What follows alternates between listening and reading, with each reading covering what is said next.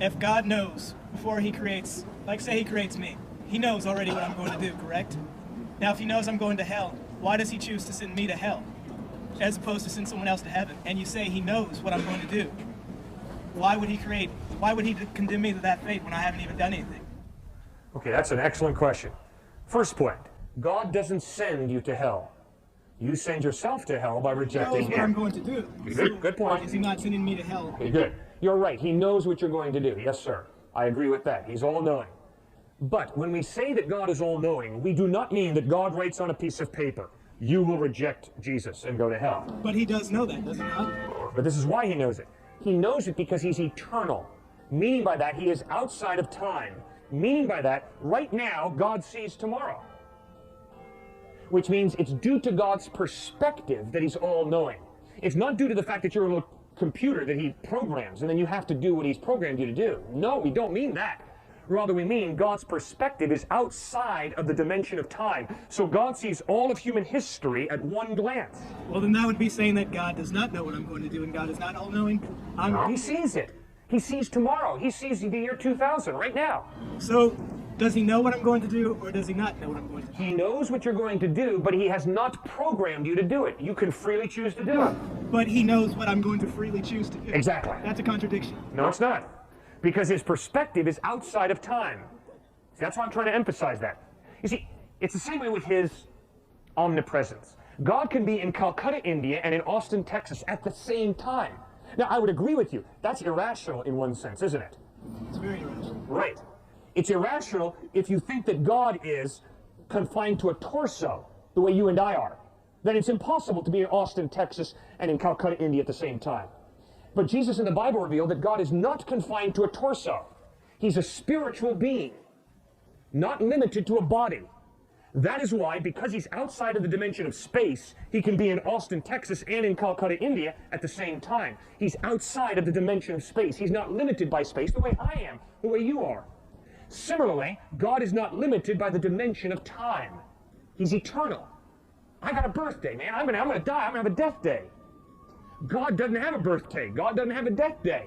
He is outside of that dimension that you and I know as time. That is why God sees all of time at a glance, because he's outside of the dimension of time. He stands above it. And that's why God's perspective allows him to see what I will freely choose to do tomorrow. I'm choosing to do it. But because of his perspective, he sees what I will freely choose to do. It is interesting how this theologian takes advantage of the student as well as the microphone in order to get his point across, and yet never answers the question to which the young man proposed. As a matter of fact, he goes into an entire straw man argument concerning if this deity knows everything and is omnipresent, then why would it create a being that it then knows that it will ultimately punish for eternity in hell? You can't have it both ways in this situation. It's got to be one or the other. Christians have often tried to have it both ways. They will say that, as this man tried to explain, that this deity is omnipresent but stands back and gives you free will, knowing that you will go and choose to oppose him. So, and as someone had put in a message to me today, that this deity already knew that as an adult, I would, as he put, curse his name, that I would reject this deity.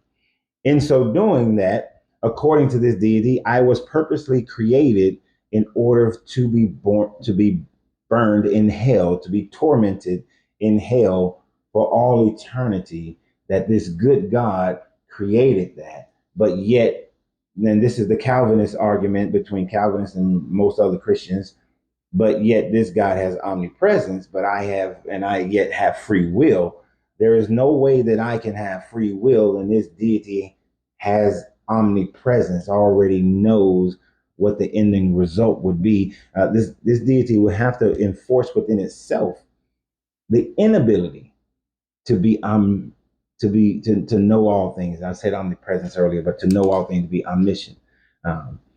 it would have to deny itself that ability to know what my choices would be if it decided that I would have free will. I know that sounds a little strange to some people, but I want you to think about it. If I knew the entire life of my child that has yet to be born, and I knew that my child was going to be molested, and raped, and lose limbs, and suffer financially, suffer emotionally, be in abusive relationships, that all these tragedies was going to happen to my daughter or my son. If I knew all these things prior to 1994, uh, they would not there would not have been an impregnation. You understand? Sydney would not exist, because if I knew that she was going to, that her birth was going to usher in all of this, I would not have. I would have made the choice not to bring her into this world. But most Christians don't understand. So you're looking at it from man's eyes, man perspective, from the finiteness of man. Well, here's the thing about it. That is something that it can be negotiated without the finite brain. There is absolutely no way a being could know that your every decision you're going to make, and yet you still have free will to make those decisions, when that being is the one that created you. Uh, we try to say that if AI come into consciousness, then it is going beyond what the creator of the AI has established as the parameters for the AI.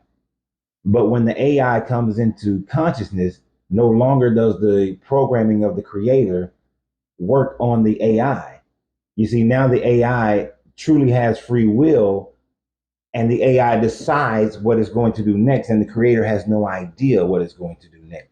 So either you have to say your deity does not have omniscient abilities, or we have grown into a conscious level high enough that our consciousness is now outside of the creator, and now we have free will to decide what that is. Now, this may be the metaphor that some of you Christians can use for the Garden of Eden, but that pastor did not answer that young man's question, floated all around, and is completely wrong, because he knows that the only way to properly answer that question is to say that the person has now grown greater than the creator, or the creator is not real, creator does not have this omniscience, and he's definitely not going to say that. So y'all have a great day, and remember always, you got to free yourself to be yourself, because your greatness is non-negotiable. Good journey, good vibrations.